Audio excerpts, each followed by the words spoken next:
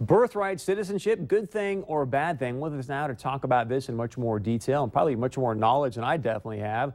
Bill Kirschner, he's an immigration attorney. It's great to have you here, sir. Thanks so much for joining us. Well, thank you for inviting me. So you heard my A segment. What am I getting wrong? Oh. Well, I'll tell you something, right? I'll tell you something that's kind of interesting. You know, it is the 14th Amendment did establish that people born in the United States are citizens. But do you think that but I'll tell you, I'm not so sure that that establishment is making them citizens necessarily means they can't become citizens. We can't make them non-citizens. Because when my grandmother, who was a United States citizen, married my grandfather, who was not a United States citizen, she lost her citizenship. She had to be naturalized years later.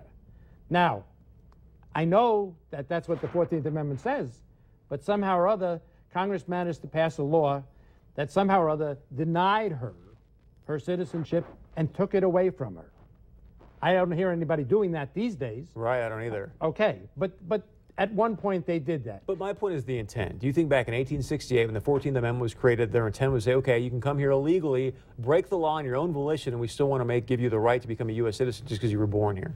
No, I think that they wanted people to come here. You have to remember that at that time, we wanted citizens to come here.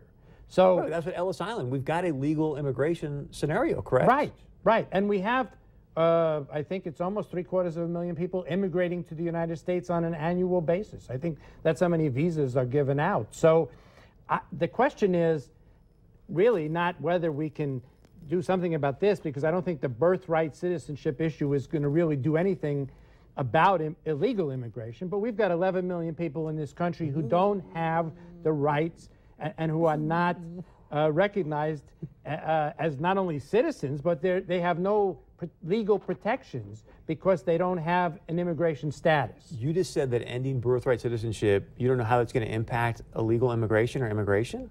No, I don't think it would impact illegal immigration. What? I mean, think about how many people come here going, hey, if I can go and create an anchor baby, that baby's now going to have citizenship. And that's why you've got, even Harry Reid said, one, this is insane. Two, he said in LA County, 2/3 of the moms are having babies born to illegal immigrant babies, if you will, that are becoming citizens. Yes, but that's not protecting the mothers from being deported.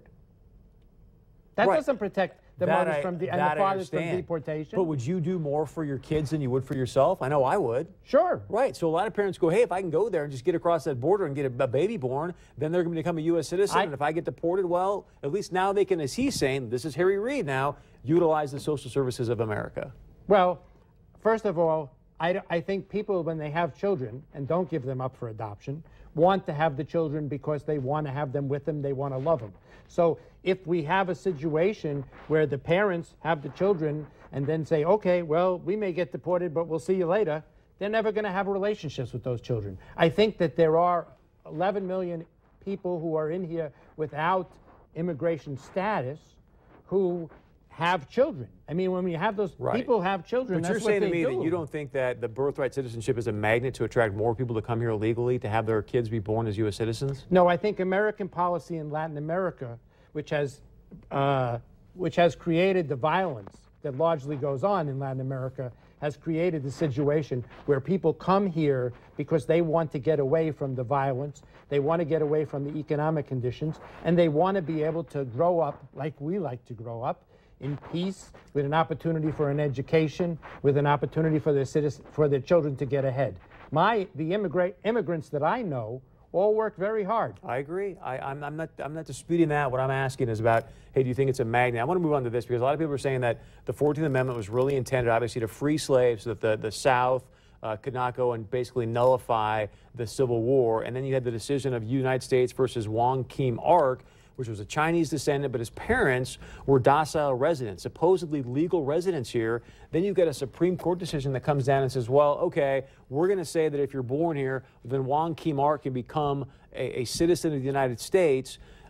My question is, isn't that somewhat redundant? If his parents were already residents, and then he was born here, and we're going to now make a legal precedent to say, okay, now you can be a citizen, is that redundant, or am I missing something? No, no. They were interpreting the constitutional language, which was very clear.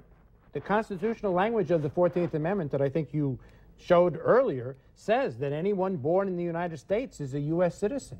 But also under the jurisdiction thereof. And I think that's where some of the rub comes, is what does that mean by the jurisdiction thereof? That means that Puerto Ricans are U.S. citizens. Of course, they don't get to have any electoral votes, and people who lived in American Guam or whatever, those are under the jurisdiction thereof. So a lot of people say, and I think Harry Reid, which I didn't get to tonight in my opening segment, would say, hey, look, the reason that Harry Reid's now flip-flopped from where he was in 1993 to now saying, oh, we've got to have amnesty, is because, as I mentioned before about Mitt Romney, most of the Latinos are going to come in this country and vote for Democrats. Do you think that's more their strategy? Or if you said, okay, Chris, I've got a magic wand, here's how we solve the immigration problem, you would do what? Well, I think I would find a path to citizenship, because I think the problem is we have 11 million people who are being exploited. This is what's happening. These people, and I think that, in some of the material I read from Mr. Trump, he has it right. These people are being exploited. They don't have the same rights. They can't go and complain to the federal government that they're having wage and hour problems, and so they end up working for less. And I think that is a significant problem. But I also think that we have immigrants who are working at jobs that Americans just won't do. I mean, you saw what happened in Alabama, I'm sure, when they passed their really strict immigration laws, and the farms just basically dried up because none of the Caucasians, if you will, would take those jobs. Quickly, I got about 30 seconds left. So are you saying, hey, amnesty, or is there like a 10-year path, a 20-year path to citizenship? What's your... Oh, I don't think I have particularly. I think the Congress needs to get together and find a path that'll work. But I'm saying, if you had a magic wand, would you say amnesty, or, hey, Chris, it should be a 10-year path, a 20-year path? Well, I think I would offer, if I had a magic wand, which I don't have, I would certainly allow all the people in the United States who are living here today to become citizens under the condition that they are not, and I think the real problem is the criminal issue. Right, I agree. I mean, I think people that are deportable, but we have people in this country who are deportable who are still here. Tell me about it. Tell that to Kate Steinley's parents. It is great to have you here. I hope you'll come back, will you? Okay, sure. Thank you. It was Anytime, a real treat Chris. chatting with you, so thank you very much. Thank you.